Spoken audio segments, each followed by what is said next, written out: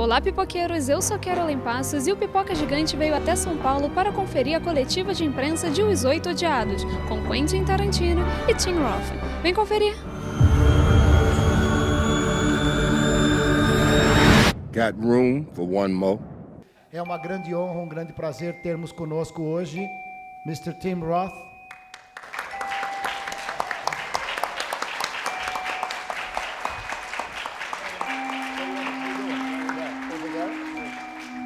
E Mr. Quentin Tarantino.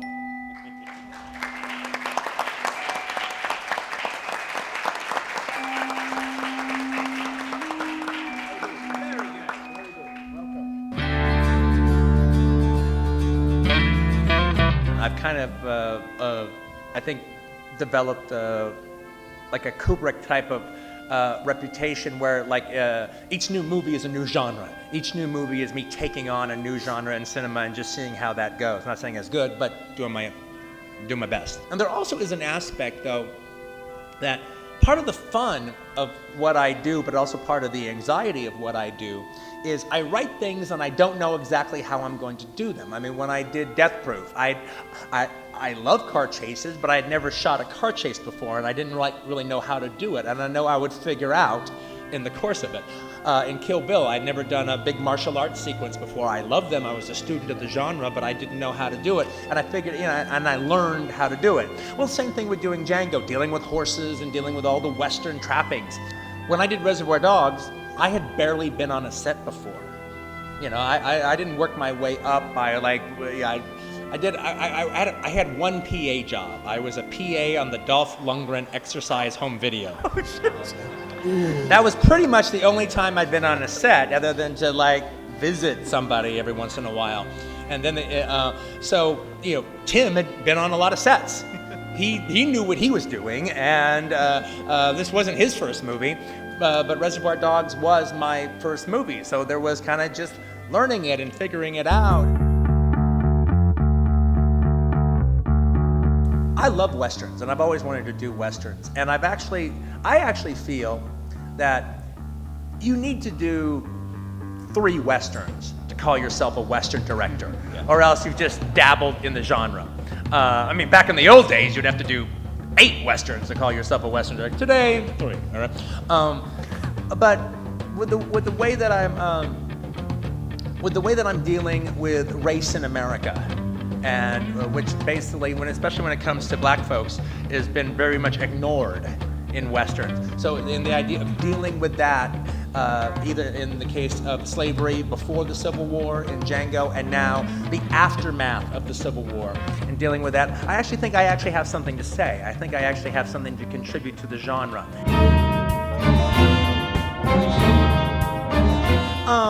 I don't really think the movie is inspired by the Magnificent Seven. If you haven't seen my movie and you hear the title, I can imagine somebody thinking that. But when I think of a movie like The Magnificent Seven or The Dirty Dozen or anything like that, it's about a bunch of people getting together and working as a team. This is not a team. They are not a team whatsoever. There is a number in the title. I will grant you that. I think it's a little closer to 10 Little Indians, all right, than The Magnificent Seven. If there is a modern-ish movie that I think is a good parallel to this movie, it would probably be John Carpenter's version of The Thing, which I think this movie shares a symbiotic relationship, both in the one, Kurt Russell, all right, 2, Ennio Morricone, all right, 3, me being a John Carpenter impersonator, all right. But also, but just even the plot itself of they're in a snowy wasteland and they're trapped into a situation where nobody can really trust anybody else, but they can't get away because they're trapped into the situation. And the whole idea of it was, in both movies, is that the paranoia should kind of be bouncing around the walls of the shelter so much that it has nowhere else to go but out into the fourth wall of the audience. Because one of the things I wanted to do in this film was present no heroes. Nobody was a hero. Nobody there's no moral center for you to attach yourself to that you can gravitate towards. I wanted everybody to more or less be a bad guy, or more or less could be a bad guy in another film. At the very least, everybody is questionable. You can't trust what anybody says about anybody. You can't trust what they say about themselves. And going with that theme, Oswaldo is not what he appears to be. The thing that's interesting about these characters in the Hateful Eight movie is a certain section of them are improvising. They're doing it on the hoof. Quentin scripted it, but they're improvising, and so we have to. There's an equivalency between the two. A roll with the punches. Yes. Oh yeah. They have to figure it out. They're winging it as they go, and that has a similarity to my predicament in Reservoir Dogs. I can't say which I prefer. I get to dance more in a way in Hateful Eight, and that's always a pleasure. What I liked about Orange, Mr. Orange, was I was an English actor pretending to be an American actor, pretending to be a bank robber, and pretending to be a cop all at the same time. It was like it was unbelievably complicated and fucked with my head, and I really, really enjoyed that. There's a lot of really fantastic actors out there that I haven't worked with that are wonderful. But just because an actor is a terrific actor doesn't mean that they can say my dialogue. My dialogue isn't for everybody. You need to have the kind of voice, you need to have the kind of mouth, and also in particular the sense of humor to pull it off. Now, I'm not the only person like that. Not everybody can do Harold Pinter dialogue, not everybody can do Tom Stoppard dialogue. He can do all three of us, all right? And not to put myself on that class necessarily, so there was an aspect of trying to cast actors that I'd worked with before, that it would be fun to work with again, mix them up, and then know that they would really be able to let it rip when it came to my dialogue. I did write John Ruth for Kurt Russell. I wrote Oswaldo for Tim, Michael, Sam Jackson. They were all written for those characters. Those characters were written for those actors. Consequently, it made, at least on the page, one of the exciting was writing Daisy Domergue and not knowing who I was writing it for.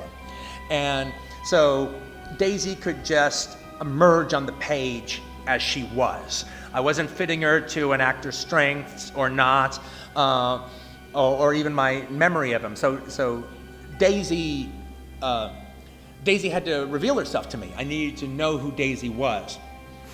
And then, so there was a real excitement about finding the right person to play Daisy. I think Daisy Domergue is maybe the strongest, most dangerous character in the entire film.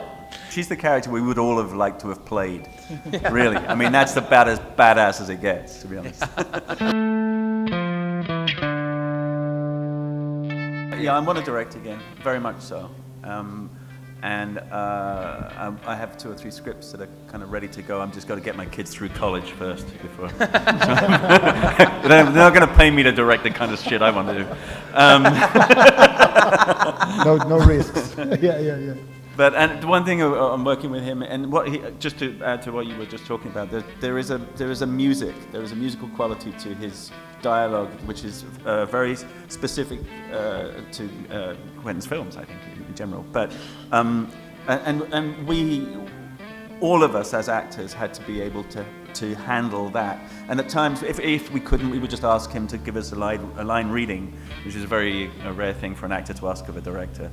And because you have to really flow through this kind of dialogue. It's very specific kind of writing. It's very unusual. It's very unique to Quentin.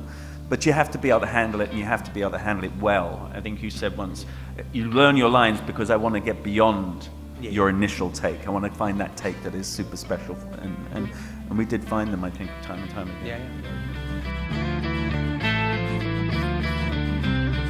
It was interesting because I'd never worked with an original composer before. I mean, Robert Rodriguez did a little bit of original music for Kill Bill Volume 2, but this is the first time I've actually didn't take a bunch of scores from other movies and then plugged them in. I actually had a composer do a score that pretty much created a mood to be carried through from the film from beginning to end. Well, you know, Morricone is my favorite composer of all time. And I don't just mean movie composer. I mean, I like Morricone more than Beethoven. I like him more than Schubert. He's the best. And so it was an honor. And we've talked about working with each other before, but it never quite worked out. And this one looked like it wasn't going to work out either. And I went to meet him in Rome, and he didn't think he was going to be available to do it. But he mentioned that when he read the script, we had an Italian translation, when he read the script that he had an idea for a theme. And I go, well, that's very intriguing. Let's go back to this idea that you heard in your head. What did you hear? He goes, well, you know, I hear this thing where it's like a driving theme. It's driving. It's like the stagecoach. It's moving. It's moving. It's moving, and it suggests the violence that will come. Well, that sounded really great to me, and but he didn't know if he was going to be able to do it. And so he thought about, look, I think maybe I can at least write this theme for you. So he was going to write the theme, and I figured that was going to be that, and I would do my movie the way I've done all my other ones. But then I saw him the next day, and he goes, Quentin, I'm going to come up with more music for you. I think he sat down to write that theme and got inspired. And then next thing I know, he had about 35 minutes worth of music, which was like pretty much the whole score for the film. And it worked out terrific. I didn't really give him any direction on the music. He literally just read the script and then wrote the music that he thought would be right for the mood of the film. And then, but we didn't do it like, I actually did it like I've done my other scores in some way. It wasn't like he wrote music for particular scenes and then scored it to those scenes. He wrote the score and gave it to me to put in however I wanted to use it. And so that's how that worked. And as far as you know, something I've never done before, you know, I mean, it probably goes without saying, but I mean, you know, but the shooting it in 70 millimeter was something I'd never done before. And when you shoot a movie, especially in the snow in 70 millimeter, it becomes an overriding thing. We thought about it every day. It became one of the masters of the ship. It was what we were doing and part of the reason we were doing it. And while I've had good shots in my movies before, none of them had ever been meant to be as visually beautiful or as visually striking as this one is. I've never gone out of my way to shoot weather in such a striking way, and that was you know, that was an important aspect to the film. Yeah, I think that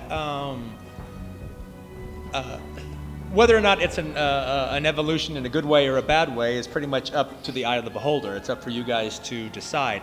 I do think that since the Kill Bill movies, there has been a move in my script writing, a move more towards the literary. More about the scripts have become more literary. The dialogue is become a little bit more theatrical, a little bit more poetic. I think it always was, but now it's more almost the point of what I'm trying to do. You know, I could do Hateful Eight on stage, and it would be, I think, a very good play, and I might very well do it on stage. We've talked about that a bit. So I think there has been more. I think there is definitely been a move more to the literary and the theatrical, especially as far as the dialogue is concerned.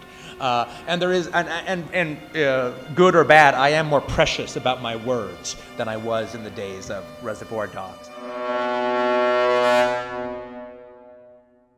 Uma pergunta: como você está nessa pegada de fazer, de mostrar o problema do racismo nos Estados Unidos, de mostrar esse lado, né? Agora durante a época que não foi feito durante os filmes de western e as séries, você já pensou em fazer um filme com o Spike Lee? Obrigado. Never. Would I ever consider working with Spike Lee? And I would never, ever consider working with Spike Lee. Yeah. The day I work with Spike Lee is the happiest day of that little motherfucker's life. Esta foi a coletiva de imprensa de Os Oito Odiados. E agora temos certeza que Spike Lee nunca estará em um filme do Quentin Tarantino. Até a próxima. Tchau, tchau. Listen, all you people, try and understand.